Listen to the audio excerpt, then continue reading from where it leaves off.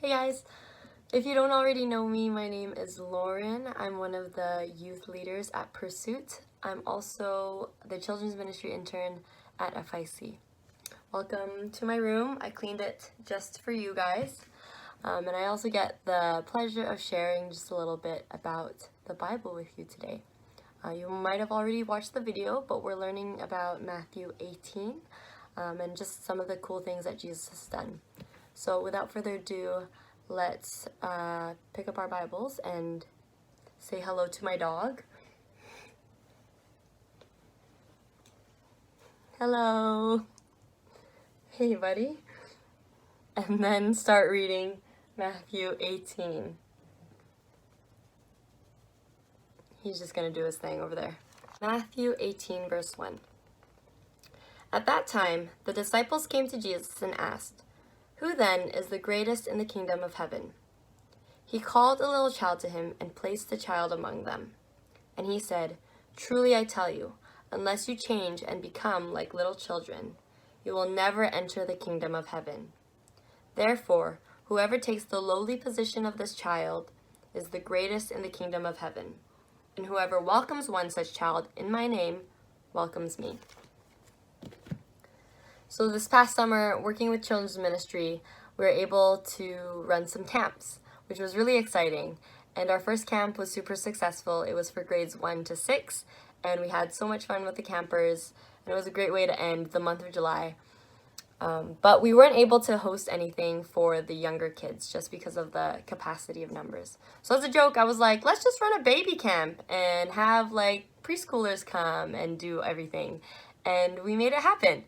We had 2 to 5-year-olds come to the church and run around for 3 hours and play and sing, and it was the cutest thing ever, and I want to do it every year. But it was super successful and we really enjoyed it.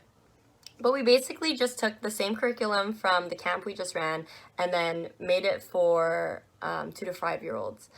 And so some of the stuff was the same. And in one of the camps, I did an experiment where I took some baking soda and I took some vinegar. And if you've ever been to public school before, you've probably done this experiment too. But you put both of them in a cup and it bubbles and fizzes up, and it's like this harmless chemical reaction, but it's super, super fun. Now, can you imagine if in the baby camp I decided to just give a cup of baking soda and a cup of vinegar to some 2-year-olds? Like, God only knows what would happen, what they would do with those things. They'd probably be eating the baking soda and drinking the vinegar or getting scared or whatever. But naturally, when you give a child something and they don't know what it is, they'll just look for an older person. They'll look for their mom or their dad or their teacher and ask for help. And these kids, these young kids, without even knowing what the idea of humility is, naturally humble themselves down and ask for help from other people. Children are super, super, super dependent on their caretakers, and they almost can't do anything without them. Like babies themselves, they can't even walk. They need to be carried around. These are children that know that they need help, and so they ask for help and they depend on other people. And in our Bible passage today, in Matthew 18, I think that's what Jesus is trying to get at when the disciples are asking him, who's going to be the greatest in the kingdom? And this came just after there was this whole fight, well, not really a fight, about Jesus having to pay a tax. And the disciples kind of figured out like, oh, Jesus and Peter paid the same tax. That means, they're worth the same. Maybe Peter's the greatest disciple of all. And that's why this question bubbled up. They're asking, well, who's the greatest here? And Jesus was like, no, we're not gonna have this contest about who's better than the other person. You guys need to learn this idea of humility. You need to learn that as disciples and as citizens of my kingdom, of God's kingdom, you need to humble yourself down. And that's why he says, if you don't humble yourself down like this little child in front of me, you'll never enter the kingdom. And as we go into this next school year, there's a lot of pressure on ourselves that we put on ourselves to be the best version of ourselves possible, which is good. I want you guys to try hard. I want you guys to put your best foot forward.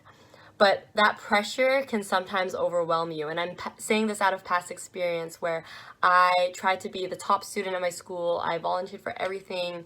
I joined leadership, I joined all the extracurriculars. I just wanted to be like the best student, and I thought I was setting myself up for success. But I found that after doing all those things, you start to burn out. You start to get weakened by it. And these are the things that start to hurt you.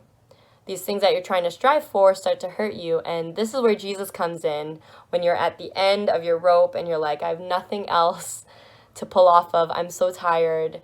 I don't have any strength. Jesus is there and be like, depend on me. Humble yourself down.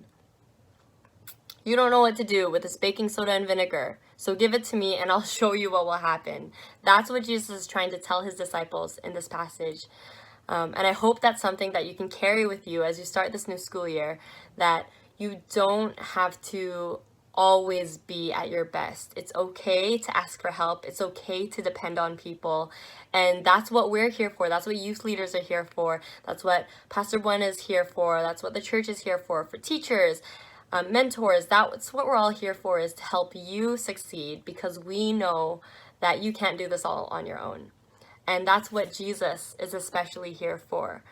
Especially when you're at rock bottom, you don't want to talk to anybody, you can turn to the Bible, you can turn to Jesus and see what he says about you. And he's going to say that you're loved and you're worthy and you can do this.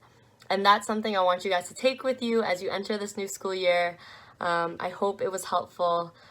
Just remember to always ask for help, and you'll find it here in the Bible. So thanks for listening. I'll see you guys next time.